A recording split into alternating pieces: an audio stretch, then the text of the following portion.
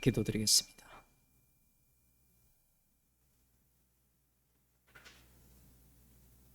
주의 이름을 위하여 저희들을 새로운 피조물로 만드시어 주의 이름만을 증거하도록 창세전에 그리스도 안에서 택하여서 우리의 일생을 십자가의 피만을 자랑하는 증인으로 삼아주심을 감사드립니다. 오늘도 주께서 긍휼히 여기시사 주님께서 십자가의 피로 다 이루신 놀라운 일에 참여된 자로 감사하는 시간이 되게 하여 주옵소서. 예수님 이름으로 기도드리옵나이다. 하나님 말씀 마태복음 19장 28절 말씀입니다.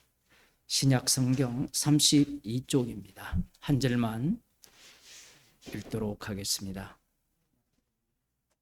마태복음 19장 28절 말씀입니다. 제가 읽어드리겠습니다.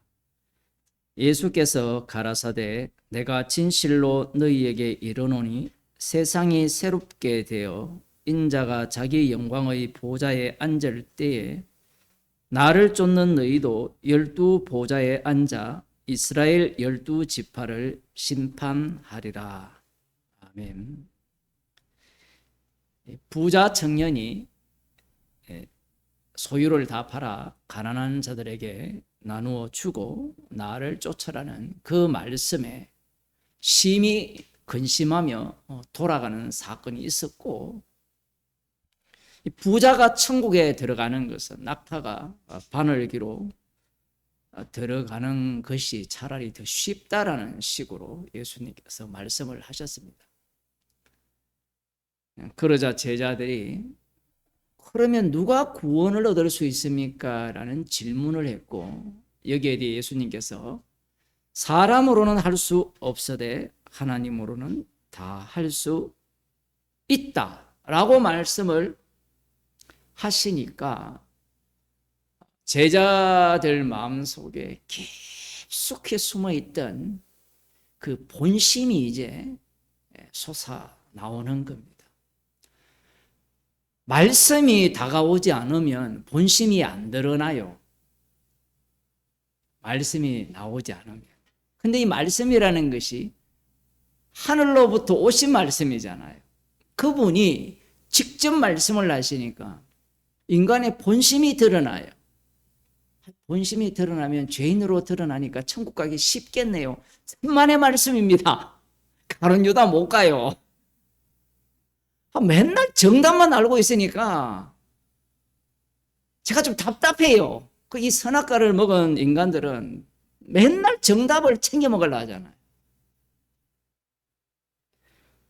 제자들이 이렇게 말을 해요. 우리가 모든 것을 버리고 주를 쫓았으니까 우리가 무엇을 얻겠습니까? 라고 질문을 합니다. 선악과를 먹은 인간은요, 하나님과 같이 되었어요. 하나님과 같이 된 인간은 자기의 행위를 통하여서 무언가를 얻으려고 합니다. 무엇을 얻으려고 할까요? 선악이라는 이 행위 중에 선을 행하여서, 여기에서 선이라는 말은 내가 생각할 때 선입니다. 유대인들에게서 선은 율법이 선이에요. 율법대로 지키는 것이. 그래서 이 선을 행하여서 무엇을 얻으려고 하느냐라고 하면 창세기 3장에 보면 답이 나와 있어요. 뭘 얻고자 하겠어요? 하나님과 같이 되고자 하는 겁니다. 말이 좋아서 하나님과 같이지, 하나님이 되고 싶어 하잖아요. 그 열망을 부처로 만들고 온갖 각양신으로 다 만들어내잖아요. 조상신으로도 만들고.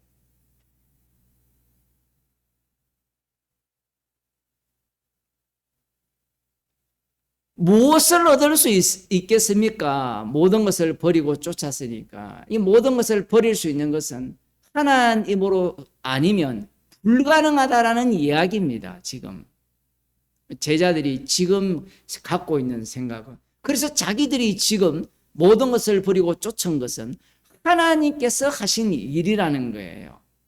얼마나 믿음이 좋습니까? 오늘날 교인들이 은혜로다 은혜로다 다 주님의 은혜로다 주님이 다 하셨죠. 제가 그 자리에 뭘 넣으라 했습니까? 부처님 넣으면 부처님의 공덕이라.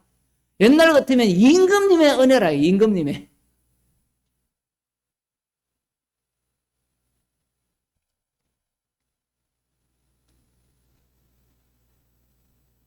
제자들은 자기 마음을 지금 예수님 앞에 감추고 있어요.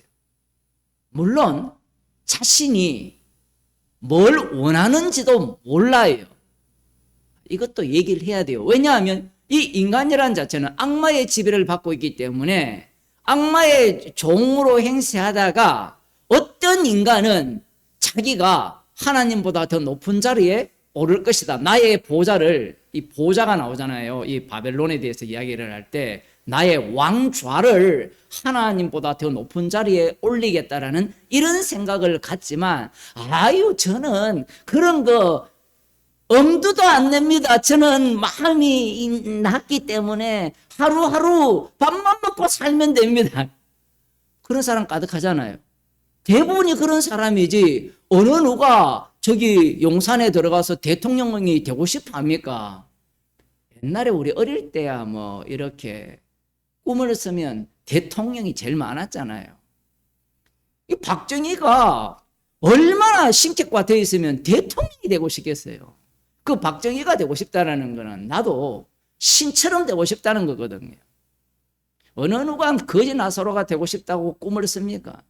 얼마나 많은 사람들이 교회를 다녔어요. 그 당시에도. 저도 교회를 다녔지만 내 꿈이 거지 나사로라고 안 썼어요. 목사라고 썼죠. 목사가 신의 자리에 있으니까.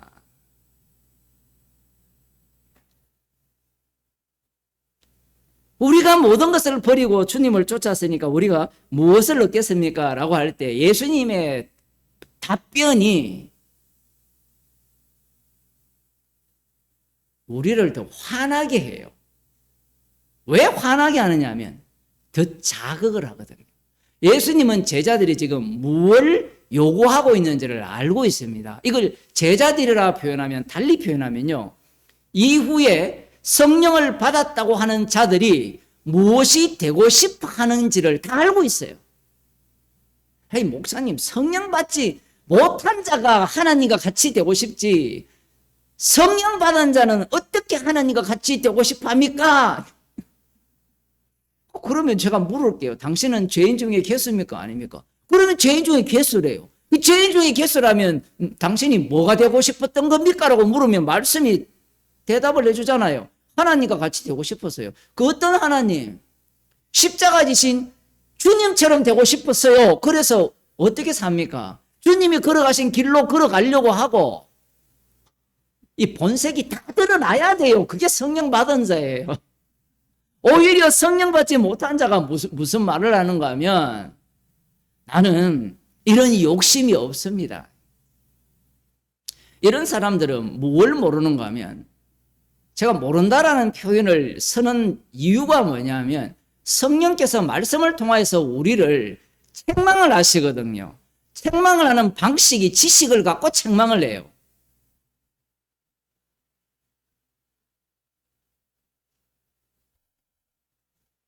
제가 여러분보다 이 복음에 대해서 많이 들었잖아요. 맞잖아요. 그죠? 이게 몇 분 안 되지만 유튜브로 듣는 분 중에 아마 저보다 많이 들은 분 몇 명 없을 겁니다.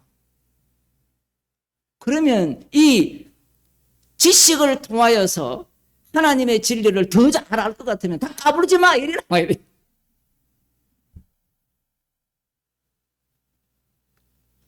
그렇게 되면요, 하버드 나온 사람이나 서울대 나온 사람이 목사를 해야 돼요. 아니면 기억력이 좋은 사람이 목사를 해야 돼요. 그런 경우도 마찬가지입니다.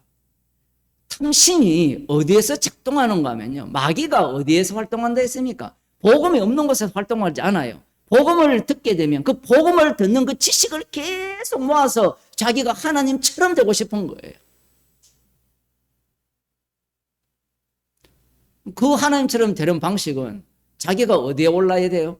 심판주의 자리에 올라야 돼요. 심판주의 자리에 오르려면 무엇이 많아야 됩니까? 성경에 답이 나와 있어요. 출애굽기 18장을 벌써 다 잊었습니까? 모세가 재판을 했죠. 판결을 했잖아요.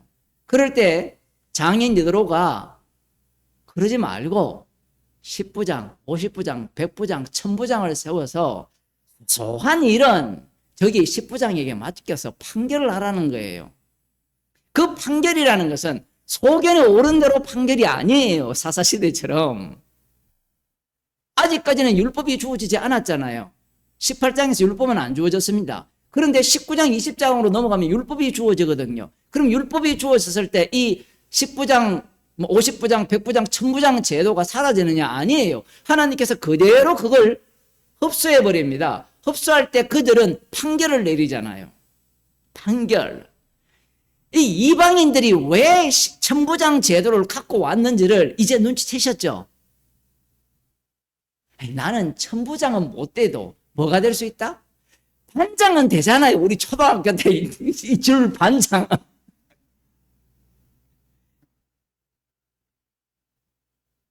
그 가정교회라는 그 또 하는 집단이 있는데 이 집단도 만만치 않아요. 세력이.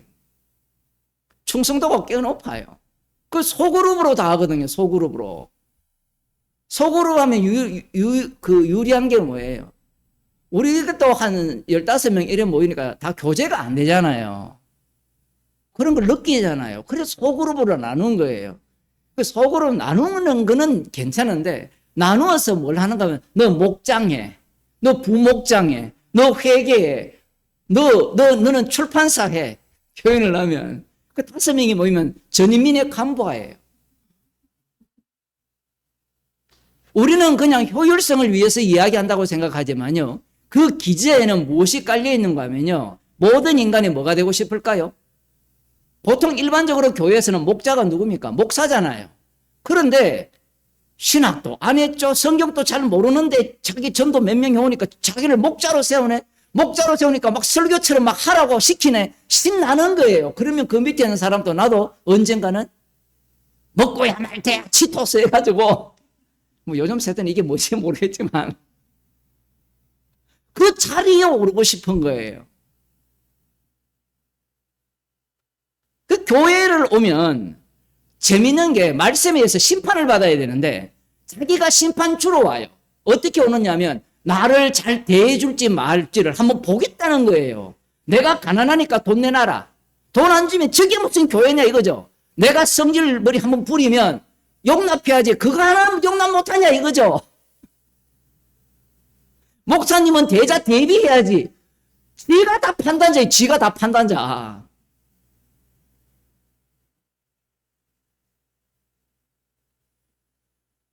이 제자들의 이 마음, 모든 것을 버리고 지금 알아듣지도 못하는 말씀, 비유나 산상설교 다 못 알아들어요. 무슨 말인지. 근데 어떻게 따라왔는가 하면 목표가 있잖아요. 목표. 골이 있잖아요. 골. 그게 뭡니까? 하나님 나라에 가서 자기가 재판장이 되고 싶은 거예요. 그러면 자기가 재판장이 되면 진짜 재판장 되신 주님은 어디로 가야 돼요? 뒷방으로 빠지는 얘기입니다. 빠지라는 얘기. 그래서 목사들이 십자가를 전하지 않는 거예요. 행위를 계속 이야기하는 겁니다. 그 행위 중에 하나가 어떤 선한 행위, 아니면 믿는 믿음, 아니면 지식, 옳은 지식. 또 어떤 인간들은 누가 죄 많이 지었느냐 그거 갖고 또 자랑하는 인간들이 있고.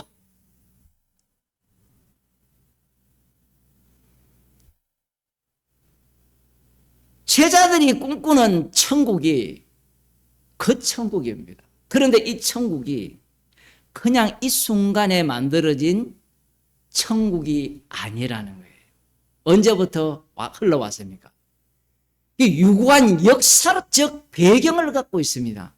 창조 때부터 출애굽기, 레위기, 민수기, 신명기, 요수아, 사사기, 룻기, 사무엘상, 열왕기상 이렇게 쭉 흘러오면서 바벨론 포로 갔다가 다시 돌아왔다가 70년에서 71년으로 바뀌었다가 중간에 한번 땅 회복했다가 다시 사로잡혔다가 이 별별 짓을 다 당하면서 최종본이 만들어진 그 하나님 나라에 대한 기대가 지금 제자들이 하는 질문입니다.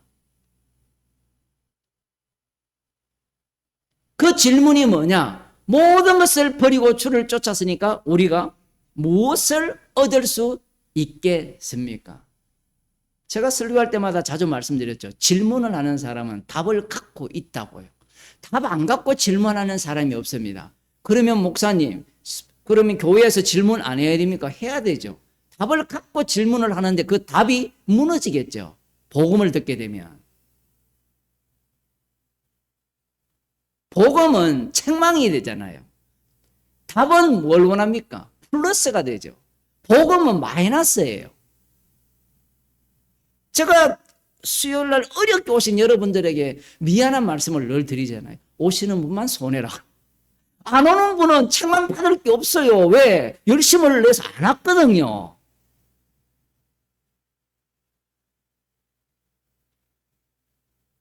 지금 이 제자들이 이 출애굽기 19장을 보면 구약을 관통하고 있으면서 이들이 원하는 바는 결코 자기들의 사적인 욕망이 아님을 분명히 하는 겁니다. 물론 복음을 들은 우리들 입장에서는 이 제자들이 모든 것을 버리고 주를 쫓았으니까 무엇을 얻겠습니까? 라고 할 때 이것이 사적인 욕망이라고 생각할지 모르지만 이 당시에 남은 자들 중에 남은 자들이 12제자예요. 이게 너무 중요해요. 그러니까 바리새인과 서기관들도 남은 자들 중에 남은 자들이지만 그 남은 자들 중에 더 남은 자들이 12제자예요. 이들이 지금 질문하는 것은 그냥 이방 사람들이 마음속으로 품고 있던 것을 요구하는 질문이 아니에요. 오늘날 교인들 보면 성경도 안 읽고 자기 마음대로 하나님 이야기하고 천국 이야기하는 사람이 한둘이 아니잖아요. 그죠? 그런데 이들은 오늘날 신천지 같아. 말씀 연구가 잘 되어서 이 천국이라는 곳이 어떤 곳이냐? 그곳에 가면 내가 모든 것을 버리고 쫓으면 무엇을 얻을 것인가? 거기에 대한 답을 말씀을 통해서 갖고 있는 거예요. 말씀이 오히려 이들을 더욱더 자극하는 겁니다. 출애굽기 19장을 보면 여호와 하나님께서 5절에서 세계가 다 내게 속하였나니 너희가 내 말을 잘 듣고 내 언약을 지키면 너희는 열국 중에서 내 소유가 되겠고 이렇게 나오죠. 열국 중에서 세계가 다 내게 속하였는데 너희가 내 말을 잘 듣고 지키면 열국 중에서 내 소유가 되겠고 라고 하면 그남 열국 중에서 하나님의 소유가 되면 하나님의 소유된 자들은 열국을 어떻게 한다는 거예요? 다스린다는 겁니다. 우리는 꿈이 너무 작아서 문제인데 이스라엘은 머리가 팽팽 돌아가는 겁니다. 열국이 다 내게 속하였다는 것은 이미 이들은 애굽을 어떻게 하나님께서 처리하시는지를 보셨잖아요. 아브라함 언약이 열국 중에서 강대한 나라를 만든다 했잖아요. 그 강대한 나라는 어떤 나라입니까? 제국이에요, 제국. 그럼 제국을 중심으로 모든 주변 이 나라들은, 세계들은 모두가 다 이들에게 조공을 바치는 그러한 나라로 전락해야 되는 거예요. 지금 출애굽기 19장에 나오는 이 말씀을 아브라함 언약의 바탕을 두게 되면 그렇게 해석을 할 수밖에 없습니다. 너를 축복하는 자에게 복을 내리고 너를 저주하는 자에게 저주를 내린다 했을 때 그걸 여러분들은 어떻게 생각하겠습니까? 축복을 하려면 어떻게 돼야 돼요? 솔로몬 왕에게 많은 이 금은 보화를 갖고 와서 복을 빌어야 될 거 아니에요. 그래야 나한테 복이 말 거 아닙니까? 그러한 논리를 그들이 갖고 있는데, 내 언약을 지키면 너희는 열국 중에서 내 소유가 되겠고 너희가 내게 대하여 제사장 나라가 되며 거룩한 백성이 되리라, 이렇게 말씀하셨어요. 여기에 보면 제사장 나라가 되고 거룩한 백성이 된다고 했어요. 지금 이 말씀을 듣는 이 출애굽한 이스라엘 백성들은 이 말씀의 의미를 알아요, 몰라요? 모르죠. 모른다고 했을 때는 모르는 거로 끝나는 것이 아니라 방금 이 제사장 나라, 거룩한 백성이라는 이 의미 자체를 어디와 연결시키느냐라고 할 때 아브라함은 약간 연결시켜줘. 처음 불러서 이 땅을 너희에게 줄 것이고 강대한 나라를 이루게 할 것이라는 이런 말씀들 자체가 이런 말씀과 연결이 안 돼요. 이 제사장 나라 거룩한 백성이라는 것은 독특합니다. 이미 이후에 보면 제사장을 세울 때 제사장이 거룩한 제사장이기 때문에 가장 먼저, 누구보다 먼저 어디에서 죽습니까? 성막에서 죽어요. 그건 그냥 나쁜 짓 했기 때문에 죽었다 이런 의미만 담긴 게 아니라 이스라엘 백성, 이 거룩한 나라, 거룩한 백성이 어떠한가를 보여주기 위한 주님의 조치예요.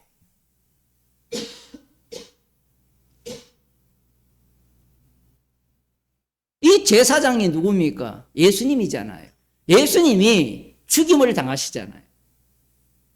그 죽임 당한 분이 심판조가 되셔서 자기 백성을 만드시거든요. 문제는 언약을 지키면 라고 말씀하니까 이들은 언약을 지키면 제사장 나라 거룩한 백성, 이 거룩한 백성이라는 이 말씀도 이들은 잘 알지를 못해요. 우리는 이미 성령을 받았기 때문에 창세기로 들어가게 되면 거룩한 백성이라는 것은 어떤 경우를 두고 거룩한 백성이라고 하는지 아시죠? 아브라함은 죽고 아브라함으로 새롭게 만들어지는 게 거룩한 백성이에요. 그러면 아브라함은 죽고 아브라함이 만들어졌으니까 아브라함은 살아야 돼, 이게 아니라 아브라함은 영원히 죽어야 된다 이 얘기입니다. 우리는 자꾸 어떻게 생각하느냐면 아브라함은 죽고 아브라함이 만들어지니까 우리가 아브라함으로 살아야 됩니다 이렇게 생각하잖아요. 근데 우리가 다 어떻게 살아랍니까? 예수 이름으로 살아라잖아요. 예수 이름으로 산다는 것은 나의 이름이 날마다 어떻게 된다는 거예요? 부정당한다는 얘기입니다. 그런데 이 인간들은 예수 이름으로 산다니까 오히려 예수 이름으로 사는 나가 산다 이렇게 생각을 하죠. 출애굽기에서 이렇게 말씀을 하셨기 때문에 제사장 나라가 거룩한 백성이 어떠한지를 이 40년 광야 기간 동안 보여주게 됩니다. 이방 나라 쪽에서는 벌벌벌벌 떨죠. 그런데 내부에서는 꼬라지가 어떻습니까? 다 죽었잖아요.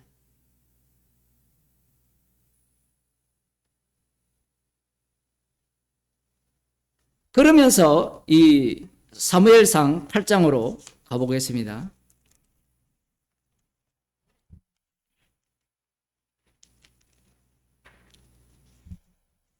엘리 제사장이 문제를 일으키니까 하나님께서는 사무엘 선지자를 통하여서 이 제사장 계열을 잘라버리는 그러한 어떤 조치를 취하시고, 그러면서 사사가 등장을 하는데 사무엘 사사가 등장하죠. 사무엘 선지자가 등장을 했을 때 이스라엘 백성들 입장에서는 사사 시대를 경험했었거든요. 그러니까 잠시 등장하여서 이렇게 힘을 발휘하는 사사로서는 자신들의 재산과 그리고 자신들의 어떤 가족들을 보호하지 못하고 또 영구적이지 못한다라고 생각을 한 겁니다. 그 주변 나라가 문제죠. 우리도 그렇잖아요. 남의 집에 안 가보면 우리 집이 못 사는 걸 몰라요. 그죠? 우리 다 신방 한 번씩 한번 다녀볼까요? 얼마나 우리의 죄악이 드러나는지. 요즘 뭐 텔레비전에 다 나오잖아요. 텔레비전이야 뭐 셋더라 치면 이 비교 대상이 있을 거 아닙니까? 그 이들도 사사시대를 지나면서 또 소문은 또 잘 듣잖아요. 남의 말은 기똥차게 듣거든요. 말씀은 안 들어도 사람은요, 남 이야기, 사람 말은 너무너무 잘 들어요. 주변의 나라를 들어보니까, 야, 왕이 있으니까 나라가 안정적이더라는 겁니다. 사사가 있을 때는 이 지파별로 이렇게 뭉쳤잖아요.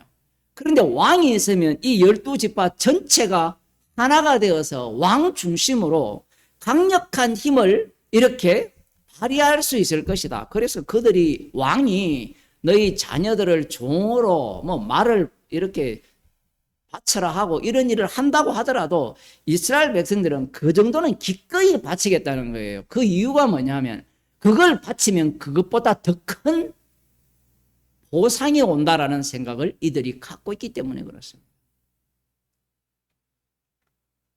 제사장을 준 이유는 그들에게 안정적인 나라를 만들기 위함이 아니에요. 이스라엘 자체가 제사장 나라이면서 거룩한 백성임을 증가하기 위해서 제사장을 준 거예요. 그런데 엘리 때가 오니까 제사법이 뭘로 바뀌어버립니까? 뭐 우상숭배와 똑같은 겁니다. 그렇게 바뀌어버리는 거예요. 하나님께서 왜 모세를 왕으로 안 세웠는지 그들은 생각을 못하는 거예요. 우리 같으면 모세를 왕으로 세우는 게 훨씬 유리하지 않습니까?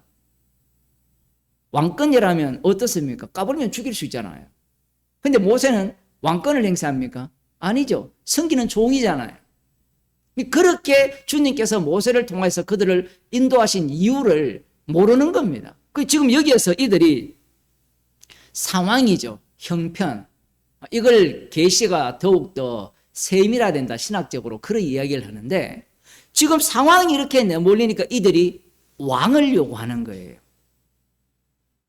그 왕을 요구하는 목적이 뭐냐? 그 심보가 뭐냐라는 겁니다. 왕을 요구하는 심보가 처음 시작할 때 말씀드린 바와 같이 하나님처럼 되고 싶다라는 거예요. 이들에게 물어보면 우리는 절대 그럴 리 없다라는 겁니다. 그런데 사울 왕이 어떻습니까? 하나님 말씀을 순종합니까? 안 합니까? 안 하죠. 순종 안 하잖아요. 그 왕이 자기가 우리가 볼 때는 이스라엘의 왕 행세를 했다라는 건데 이스라엘 왕이 여호와 하나님이잖아요. 그러면 자기가 여호와 행세를 한 겁니다. 하나님께서는 이스라엘에게 약속하신 것이 한 번도 바뀐 적이 없어요. 그들을 철저하게 제사장 나라, 거룩한 백성으로 만드는 것이 하나님의 목적입니다. 그런데 제자들은 무엇이 그리우냐면 선지자를 통해서 다윗 왕이 오신다 했거든요. 그러면 다윗 왕이 오시면 다윗 왕이 다스렸던 그 나라와 같은 천국이 만들어질 것이라 예상을 하는 겁니다. 그걸 기대하는 거예요. 거기에서 자기들은 한 자리를 어떤 자리? 왕을 인정하긴 하는데 왕은 어디로? 뒤로 빠지시고 우리가 심판주가 되는 자리에 오르기를 이들은 바라고 있는 거예요. 그 뒤에 보면 하나는 우편에 하나는 좌편에 앉게 해달라는 그죠? 그 야고보와 요한의 엄마 그 바람이 그냥 개인적 탐심에 의해서 나온 바람이 아니라 구약부터 아브라함의 이삭, 야곱 언약을 바탕으로 하여서 선지자들의 예언을 깐 그 당시에 남은 자 유대인 모두가 생각하는 하나님 나라예요. 그게 이제 뒷부분에 나오는데 이 제자들이 무엇을 얻으리까라고 질문을 했을 때 예수님의 답변은 그들이 원하는 것이 무엇인지를 알고 답변하는 거예요. 그 답변을 이제 보겠습니다. 오늘 시간을 맞춰야 되는데 잘 봅시다. 마태복음 그 19장 28절. 예수께서 가라사대 진실로 너희에게 이르노니 세상이 새롭게 되어 인자가 자기 영광의 보좌에 앉을 때에, 자, 이 말씀부터 어렵죠. 세상이 새롭게 되어 인자가 자기 보좌의 영광의 보좌에 앉을 때에, 이게 심판주가 되는 때잖아요. 그러면 자, 제자들이 지금 성령을 못 받았죠. 못 받았으니까 이들은 이걸 뭘로 생각하겠어요? 다윗 왕이, 십자가는 없습니다. 이 제자들에게는 없으니까 이제 곧 예수님이 온 우주에 주로 앉을 것이다 얘기입니다. 그러면서 이 짐승의 나라를 치고 70일에가 완성이 되니까 이제 짐승의 나라를 치고 이제 이 온 우주를 누구 중심으로? 남은 자 유대인 중심으로, 말로는 다윗왕 중심인데 다윗왕은 그냥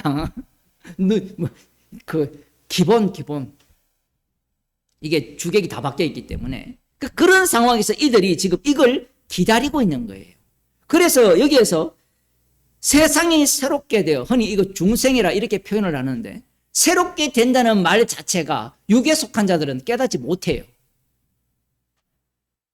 자, 오늘날 교인들에게 세상이 새롭게 되어 인자가 자기 영광의 보좌에 앉을 때라고 할 때 어떻게 해석하겠습니까? 모두가 다 어디를 떠올립니까? 재림을 떠올리죠. 우리는 어땠습니까? 재림을 떠올립니까? 십자가를 떠올립니까? 여기에서 이제 완전히 갈라집니다. 십자가를 떠올려야 이게 성령 받은 사람이거든요. 세상이 새롭게 된다고 할 때 이 새롭다라는 것이, 종말이라는 것이 요엘서에 의하면, 사도행전 2장에 의하면 한 날이 여러 날로 바뀐다 했죠. 십자가라는 사건이 일어난 그 한 시점이 모든 시간을 다 삼켜버린다 했습니다. 그런데 인간들은 자기 시간을 갖고 성경을 해석을 해요. 예수님의 초림, 재림, 그 말도 맞긴 맞죠. 말은 맞는데 주님 쪽에 해석을 하면 어떻습니까? 초림을 하셨다는 것은 재림이 이미 끝났다는 이야기거든요. 아직 안 됐는데요. 안 됐으면 성경이 다 엉터리 되죠. 이미 우리를 영화롭게 하셨느니라 끝냈는데, 그 말씀을 못 따라가니까 따라갈 수 있는 것만 따라가고 믿을 수 있는 것만 믿고 또 안 되는 거는 또 빼고, 그런 식으로 말씀을 대하는 겁니다. 인자가 자기 영광의 보좌에 앉을 때 이렇게 나오거든요. 물론 맞습니다. 십자가에 달려 죽으시고 부활하신 예수님이 심판주가 돼요. 그런데 예수님께서 십자가에서 다 이루셨다거든요. 그리고 놀라운 사실은 십자가에 못 박힐 때 그 머리 위에 뭐라고 썼습니까? 유대인의 왕이라고 썼다라는 게 중요해요. 왕좌의 자리가 어디냐면 십자가예요. 그걸 어떻게 알 수 있냐면, 십자가이신 주님이 3일 만에 부활하셔서 심판주가 되시잖아요. 그러면 아버지로부터 영을 받아서 그 영을 어떤 영으로 바꿔버립니까? 그리스도의 영으로 바꾸어서 성령을 주시잖아요. 성령은 그리스도의 영이잖아요. 그 그리스도의 영은 십자가의 영이 됩니다. 그래서 그 성령을 받은 자들은 십자가에서 다 이루셨다라는 것을 증거하는 증인이 돼요.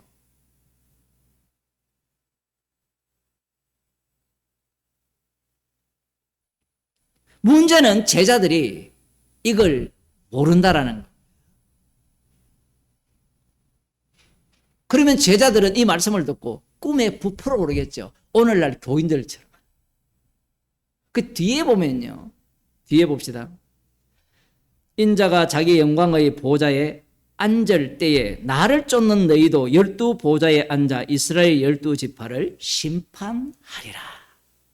요 심판주가 된다라는 겁니다. 이들이 심판자가 된다는 거예요. 표현을 하면. 제가 주라고 표현하니까 심판주는 예수님 뿐이니까. 근데 심판을 하는 자체가 다 심판주잖아요. 재판장이잖아요. 대법관 그쪽만 재판장이 아니라 지방에 있는 법원도 다 재판장이잖아요. 그 예수님께서 나를 쫓는 너희도 12 보좌에 앉아. 이 보좌라는 것은 왕좌거든요. 왕의 자리입니다. 이게 성경이. 왕의 자리, 예수님의 영광의 보좌도 왕의 자리고 너희들도 왕의 자리에 앉아서 이스라엘 12지파를 심판하리라고 이야기를 했어요. 제자들은 속으로 쾌재를 부르죠. 왜? 이게 바로 내가 원한 모든 것을 버리고 주님을 쫓은 이유라는 거예요. 못 알아들으니까 신이 난 거예요. 자, 그러면 봅시다. 먼저 우리가 낯선 내용이 지금 여기에 누가 있어요? 12명 중에 가룟 유다가 있죠. 그러면 예수님께서 말씀을 하실 때 가룟 유다를 뺀다라는 말씀을 하고 하셔야 되잖아요.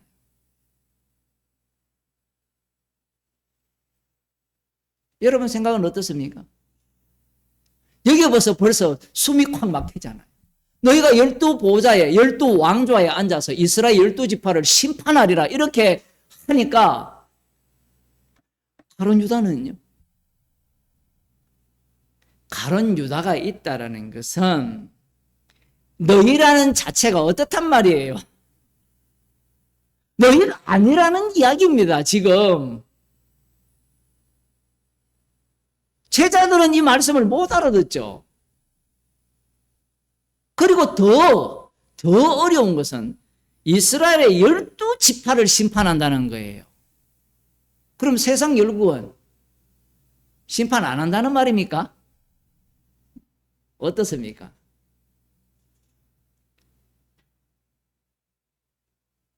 제자들은 꿈에 부풀러 올라온 거예요. 하나님 나라의 우편 좌편, 자기들이 재판관이 되어서 판단자가 되어서 심판하는 자리에서 권리를 행사하고 싶은 거예요. 권세를 행사하고 싶은 겁니다. 왜 이게 문제냐면 예수님께서 왜 어부들을 불렀는지 아시겠죠? 잘 모르겠습니까?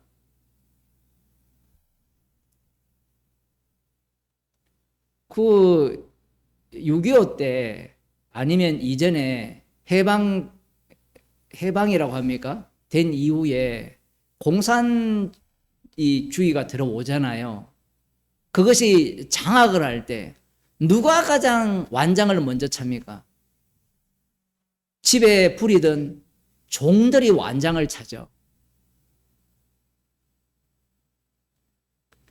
종들이 아는 게 있어요, 없어요? 세상에서 제일 무서운 게 무식한 놈이 완장 차는 거거든요. 실제로 그랬잖아요. 그래서 배웠다는 사람들을 다 죽이고 팔아먹고 그랬잖아요. 그 한풀이 갖고 있는 사람이 광화문에 있는 거예요, 표현을 하면. 그건 공산주의뿐만 아니라 어디든 마찬가지예요.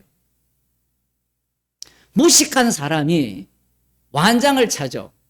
그러면 그가 내뿜는 폭력은 이루 말할 수 없습니다. 물론 더 똑똑한 사람이 차면 더 악랄하겠지만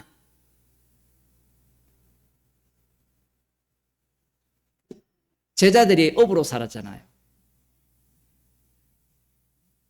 한이 없겠습니까?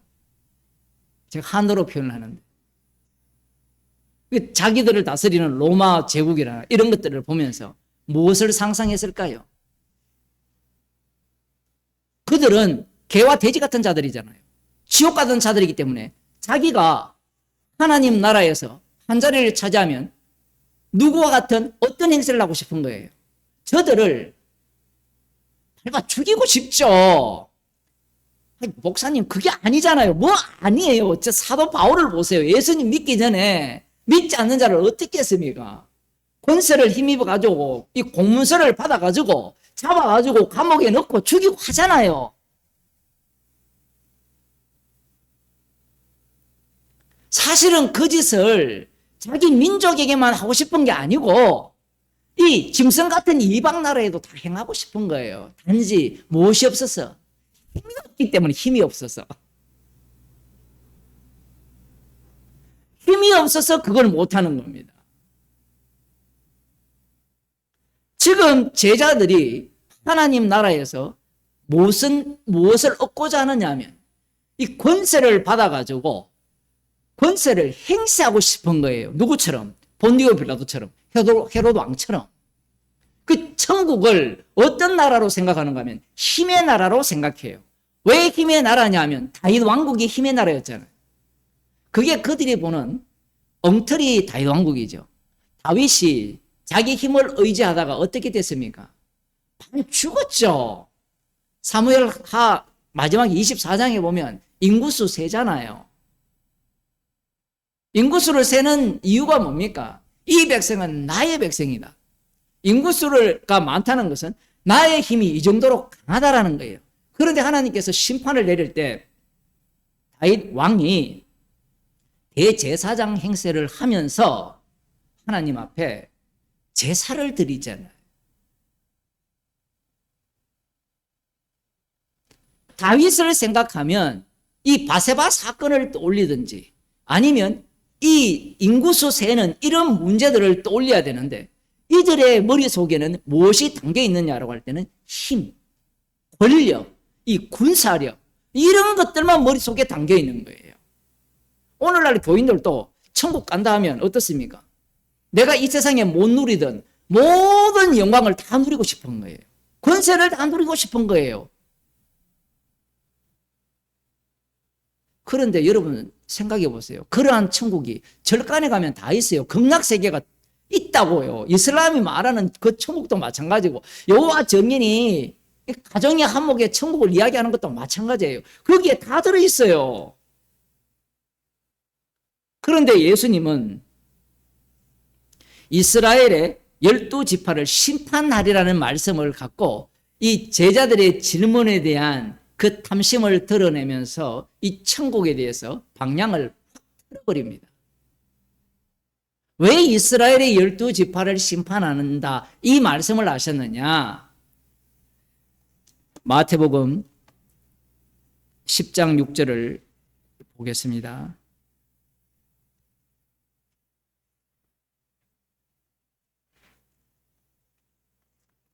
이 말씀도 굉장히 어려운 말씀이거든요. 방금 이스라엘 12지파를 심판할 것이다라는.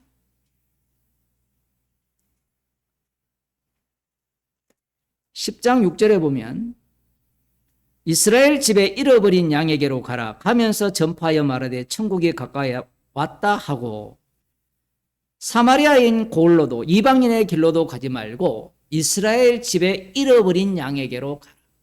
이게 성령을 받게 되면 제자들이 가야 할 곳이에요.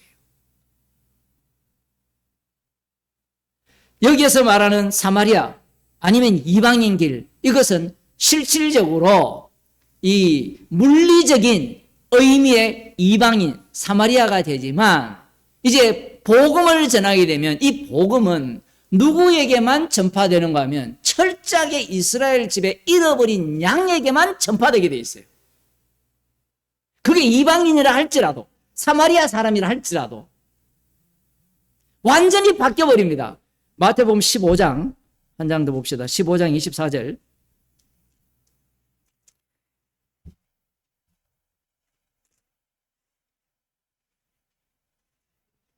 15장 24절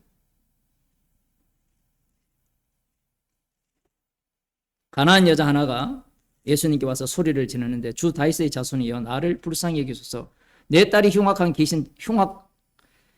귀신 들렸나이다 하되 23절 예수는 한 말씀도 대답지 아니하시니 제자들이 와서 청하여 말하되 그 여자가 우리 뒤에서 소리를 지르오니 보내소서. 예수께서 대답하여 가라사대 나는 이스라엘 집에 잃어버린 양 외에는 다른 데로 보내심을 받지 아니하였노라 하신데 여자가 와서 예수께 절하며 가로되 주여 저를 도우소서. 대답하여 가라사대 자녀의 떡을 취하여 개들에게 던짐이 마땅치 아니하니라. 여자가 가로되 주여 옳소이다마는 개들도 제 주인의 상에서 떨어지는 부스러기를 먹나이다 하니 이에 예수께서 대답하여 가라사대 여자야 네 믿음이 크도다. 네 소원대로 되리라 하시니 그 시로부터 그의 딸이 나으니라. 자, 이스라엘에 잃어버린 자가 누구냐? 이 여자와 같은 자예요. 왜냐하면 모든 자들이 예수님이 오심으로 말미암아 남은 자들이 모두가 다 짐승으로 바뀌잖아요.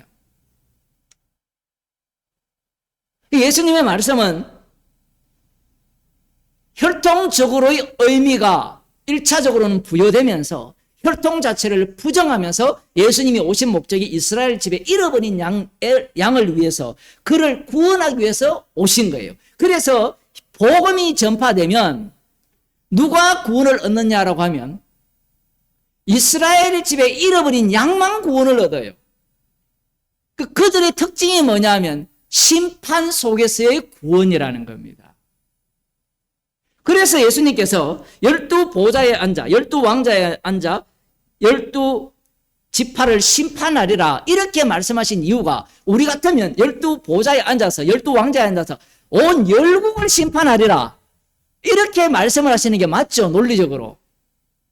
저만 그렇게 생각하나요?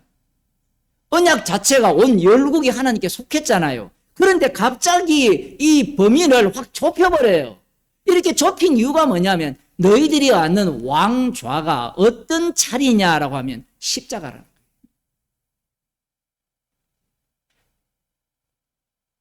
그래서 그들이 복음을 전할 때 미움을 받고 핍박을 받는 겁니다. 심지어는 스데반 집사님은 돌에 맞아 죽고 야고보 사도도 죽임을 당하는 그러한 사태로 내몰리는 겁니다. 그럴 때 그 심판 속에, 십자가의 심판 속에 합류당한 자가 구원을 얻게 되는 거예요. 문자대로 봐버리면 12왕좌에 앉아서 12지파를 심판한다는데 이게 말이 안 되잖아요. 이미 주님이 재림을 했는데 무슨 심판받을 12지파가 있습니까? 뭘 판결받을 그게 있어요. 이미 주님이 친히 다 다스린데.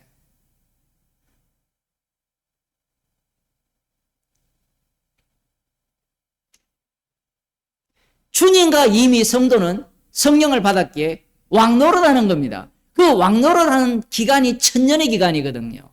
요한계시록 20장 뭐 그 얘기하면 이제 지하철 놓칠 수 있으니까 네. 시간을 맞추겠습니다. 어차피 맞춰야 되니까. 그 요한계시록으로 넘어가면 그 보좌에 앉은 인물들이 등장을 하거든요. 5장에는 24장로가 왕좌에 앉아 있어요. 근데 그들의 특징은 다 복음 때문에 목배임을 받은 자예요. 이걸 연결해야 돼요. 연결. 목배임 받았으니까 보좌에 앉을 것이다. 이 보상 논리 자체가 성경에는 성립이 안 돼요. 물론 앉는 것은 맞지만 그 보상 자체도 어떻게 얘기합니까? 보상이 아니잖아요. 다 돌려드려야 되거든요.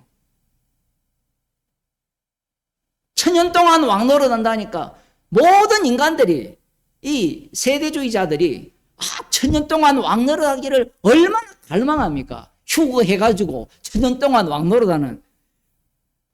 인터뷰 한번 해봅시다. 어떻게 왕노릇 하기 합니까? 라고 보면 이 제자들하고 똑같아요. 우리가 주를 위하여 목숨까지 버렸으니까 이제 다음 주 볼지 모르겠지만 올지도 안 올지도 모르지만 집도 버리고 처자식도 다 버렸으니까 그 다음 뭘 주시겠습니까? 뭘 주긴 뭘 줘요? 이미 십자가의 용서함을 다 받았는데, 하늘의 신령한 복을 이미 차고 넘치도록 받았는데, 못 받은 자들이 자기의 행위를 통하여서 받으려고 하는 거예요. 지금 제자들이 모든 것을 버렸으니까 뭘 주시겠습니까? 이 논리가 왜 나와야 되느냐 하면, 모든 인간들은 무엇을 하게 되면 무엇을 주겠습니까? 라고 이야기를 해요.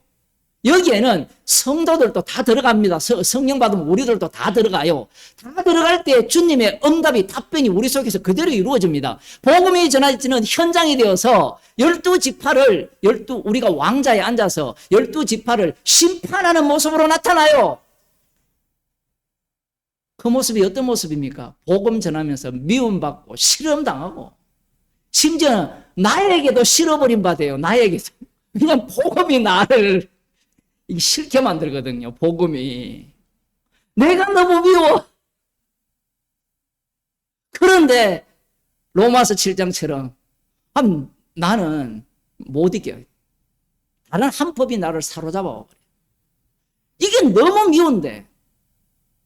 오호라 나는 공고한 사람이라. 우리 주 예수 그리스도로 말미암아 감사리로다. 성령을 받지 못한 자들은 모든 것을 버렸으니까 뭘 주시겠습니까? 제가 지난 주일날 그런 얘기 했잖아요. 헌금을 한 10의 5조 정도 하고 한번 해보라고 해요. 모든 것을 버리고 이런 말을 관람하지 말고 주를 쫓았으니까 뭘 주십니까?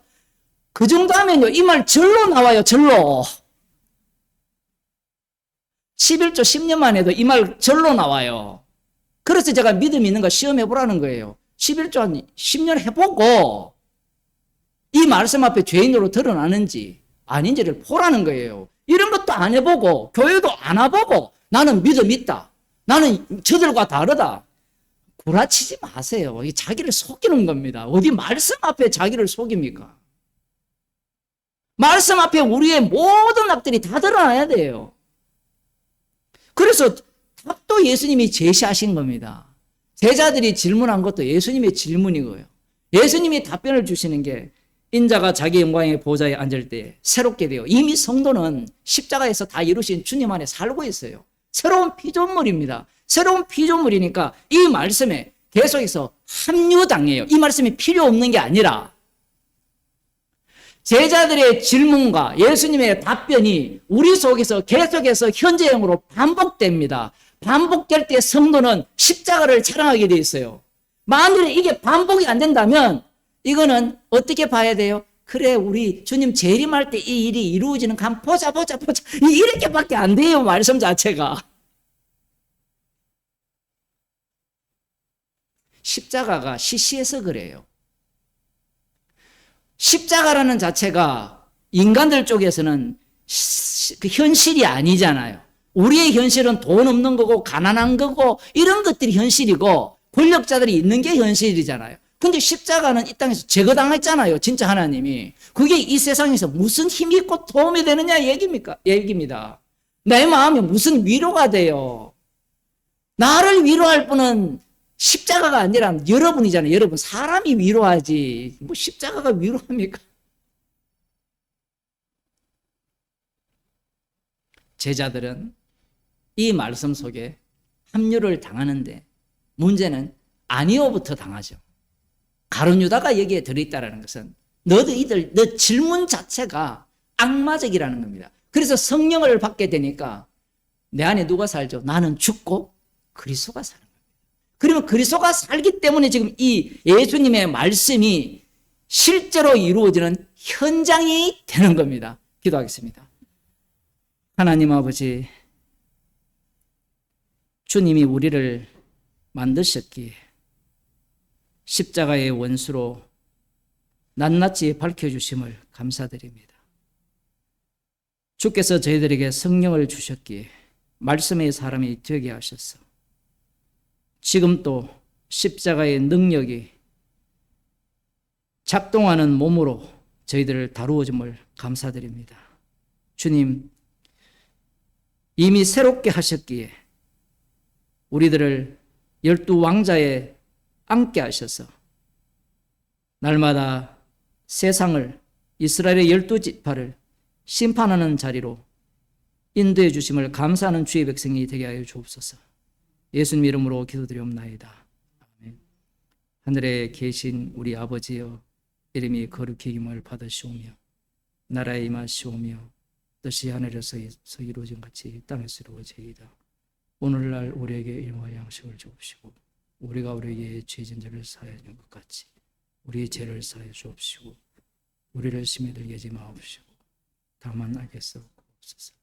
대개 나라와 근사 영광의 아버지께 영원히 사옵나이다. 한 2시간, 3시간 가야 되니까 제가 아까 설교 시간에 그렇게 말씀을 드렸습니다.